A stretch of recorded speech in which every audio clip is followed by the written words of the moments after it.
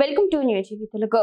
వాస్తవాలు ఒప్పుకో అంటూ తెలంగాణ జాగృతి అధ్యక్షురాలు కల్వకుంట్ల కవిత తన సోదరుడు బీఆర్ఎస్ వర్కింగ్ ప్రెసిడెంట్ కేటీఆర్ కు కౌంటర్ ఇచ్చారు. ఢిల్లీ మద్యం కుంభకోణం కేసులో కవితకు క్లీన్ చిట్ ఇస్తూ వచ్చిన తీర్పుపై కేటీఆర్ స్పందించారు. మద్యం కుంభకోణం పేరుతో ఢిల్లీలో ఆమ్ ఆద్మీ పార్టీ ప్రభుత్వాన్ని కూల్చివేశారని, తెలంగాణలో ఆ కారణంగానే బీఆర్ఎస్ ఓడిపోయిందని ఎక్స్ వేదికగా పేర్కొన్నారు.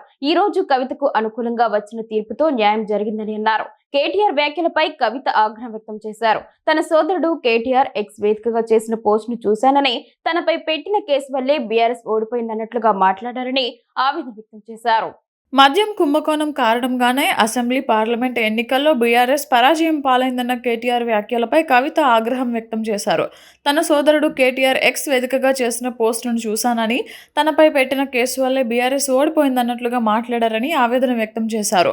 బీఆర్ఎస్ నేతలను నేను సూటిగా ప్రశ్నిస్తున్నానని, అసెంబ్లీ ఎన్నికల్లో ఓటమికి నేనే కారణమా, సమాధానం చెప్పాలని నిలదీశారు.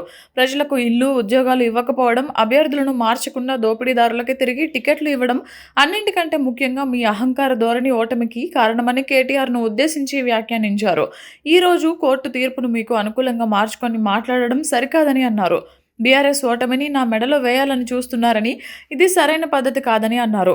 ఇప్పటికైనా మీరు ప్రజల తీర్పును గౌరవించాలని కేటీఆర్కు సూచించారు. రాజకీయం చేయాలంటే ధైర్యం ఉండాలి, ఓడిపోతే ఒప్పుకునే ధైర్యం ఉండాలి.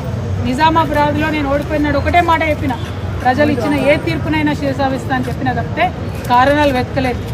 ఇవాళ వచ్చిన తీర్పుని దీనివల్లనే ఓడిపోయిందని చెప్తున్నారు. అన్న రాసిన ట్వీట్లో, రామన్న గారు కేటీఆర్ గారు రాసిన ట్వీట్లో కేజ్రీవాల్ గారి ప్రభుత్వం ఓడిపోయిందన్నారు. ఓడిపోయి ఉండొచ్చు, అక్కడ సంగతి నాకు తెలియదు. కేజ్రీవాల్ గారు అరెస్ట్ అయినాక ఎన్నికలు వచ్చినాయి, ఇక్కడ నన్ను అరెస్ట్ కాకముందే ఎన్నికలు వచ్చినాయి. మీరు ఫ్యాక్ట్స్ని ట్విస్ట్ చేసి సోషల్ మీడియాలో మాకు పెద్ద ఆర్మీ ఉంది, పేడ్ బ్యాచ్ ఉంది, నేను ఏది మాట్లాడినా నడుస్తుంది, చెల్లుతుంది అనుకుంటే ఆ రోజులు పోయినాయి. దయచేసి నిజం చెప్పండి. నాకు ఆర్మీ లేదు, గిర్మీ లేదు, నాకు ఉన్నది గివిలే అబ్బా. ఈ పిడికడి మందితోనే ఈ రాష్ట్రంలో ఒక కొత్త రాజ్యం